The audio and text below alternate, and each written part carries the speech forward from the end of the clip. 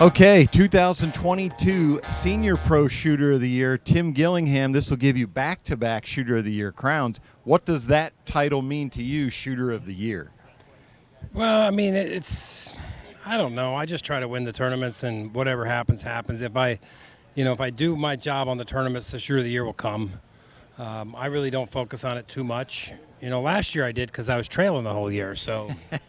And I actually caught Jeff at the Classic and passed him. So that was, I think, a little more gratifying. I had, was it the second tournament where I just had a lights-out score, I kind of took a big lead for it, so it took a little pressure off. So yeah, just solid all year. I think I missed one shoot-off, or maybe I made the shoot-off, but I just missed the top podium. Yeah, you had three firsts. In Louisiana. A third and a fourth, I believe, was your finishes. So, yeah. Something like that. How does that feel? I mean, the competition that's behind you, that's chasing you, Jeff Hopkins, Tony Taz, and Michael Braden, on and on and on. Yeah, sure. They're great shooters, great competitors, had great careers in archery, and it's always good to be at the top of that field, As we get older, it's like we always feel like we could shoot better, but we never seem to be able to. I mean, the eyes go, the muscle tone goes, I guess, and I work hard at it. I mean, I do. I work very hard at it, and I'm going to continue to work hard at it and represent my sponsors as best as I can.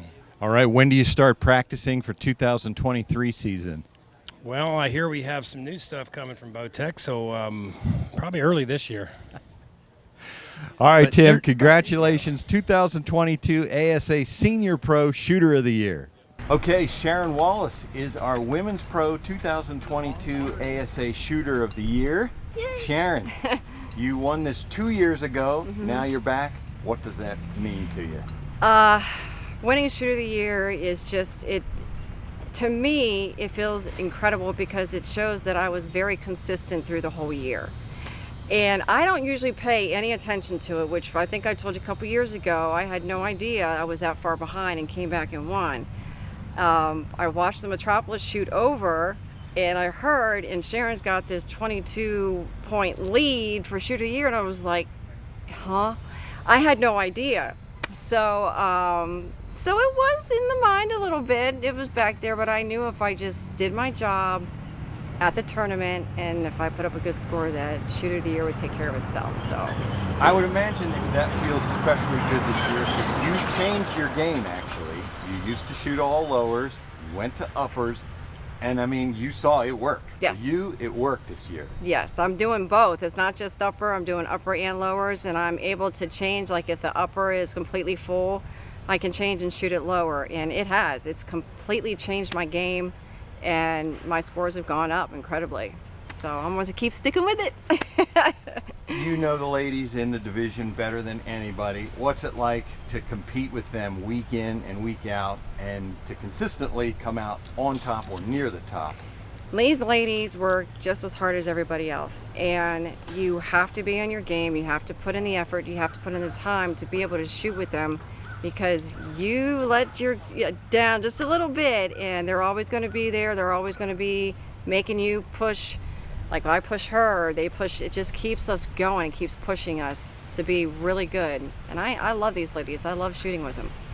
All right, Sharon, congratulations. 2022 ASA Women's Pro Shooter of the Year. Thank you so much. Okay, known pro shooter of the year, Kyle Douglas. And Kyle, I'll start with, you've won everything. You've won two-time Vegas champ, two-time Indoor Nationals champ, all kinds of tournaments that you have won. Shooter of the Year, I know, is one that you wanted. What's it mean to you when you finally won it today? Yeah, it's pretty cool. I mean, I've been chasing that for a while and just haven't quite put one together yet. And I honestly never really even think about Shooter of the Year all that much. I just try and go out here and win every tournament. And if you do that and you shoot good, it kind of takes care of itself. So. In that known, well, first off, how many years have you been shooting known pro? Known pro, I'm trying to remember. 4 or 5 years. I think only the last 2 years or so I've been able to make the full circuit. Okay. Maybe 3, something like that. Yeah. But, how's that feel? I mean, you know that competition out there. That known pro class is stacked. Yeah. How's that feel to come out on top of that? And I should mention, you didn't just come out on top. I mean, I know you went into this with like almost 30-point lead. So that's Yeah. got to feel pretty good too. Yeah, it does. I had a couple really good tournaments that helped me with that, you know, and yeah, it definitely feels good when you can kind of be that far ahead of these guys because they're so good. It's so hard to gain any lead at all. So when you have something like that going, it feels really good. Right. You're from Utah. ASA is not huge out there, so you got to travel to get to any of this stuff. Yeah. Does the 3D that you play out there, does that help you with this at all, or are they just two totally different games? No, it's completely different than this. Yeah, the first time I ever shot a Mackenzie target was at an actual ASA tournament. So, yeah, it's a little different, you know. And we don't have anywhere like any Mackenzies to practice on at home or anything. So I just shoot dots on a piece of cardboard, and you know, for known, you don't really need to know the targets that well. You just pick a spot when you're aiming and try and hit that. So you do that. The rest of us, you know, we don't pick the spots. we so try. well. All right, Kyle, congratulations. 2022 ASA Known Pro Shooter of the Year. Thanks.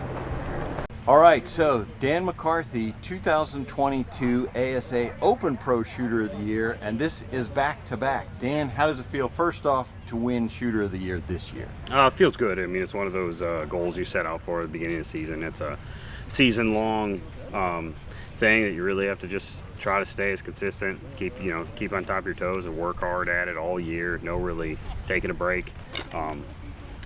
Just it feels good. I mean, it's one of those things that just feels good when it's done.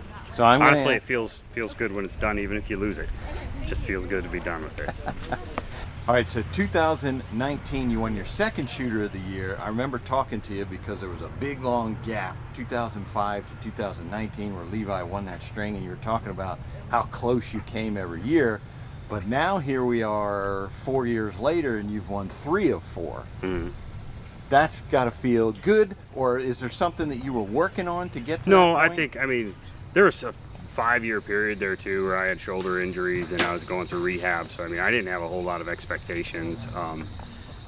And honestly, I didn't know if I'd get to shoot again.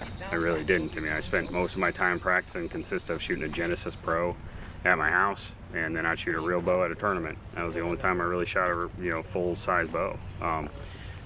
But I was able to rehab that, and as soon as I got to clear, I started shooting full practice again, and was really competitive. There's a lot of years there too. Even one of those years where I was hurt, where me and Levi were down to a point. I mean, I think in 2020 it was we had our overall accumulation was 1 point, for the whole season. So a lot of close losses there, but that's just that's the way it goes in this game. It's tough. How does it feel in that class? There are a lot of great shooters, and actually this year I think we've seen some new faces come in, some new top-end shooters. It's got to feel good to be able to know that you can compete with those guys and come out on top. Yeah, I think it just Shooter of the Year in general. I mean, any accumulation award like that, it's a grind. It's a very long grind, and it sucks some of the fun sometimes, I think, out of a season like this.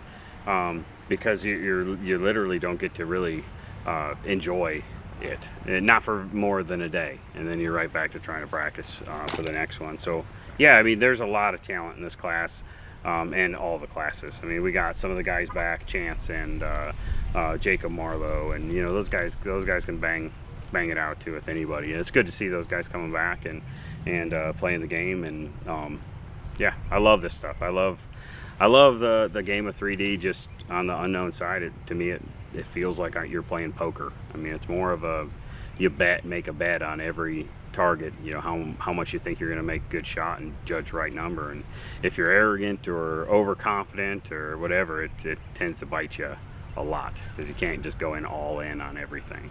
So one more tournament, IBO Worlds, and so then the day after that you're starting to practice for 23, right? Nope, I'll be fishing a lot. No, I'll put my stuff up for a little while and take a break. I mean, you just got to recharge those batteries a little bit. All right, Dan, congratulations, 2022 ASA Open Pro Shooter of the Year. Thanks guys.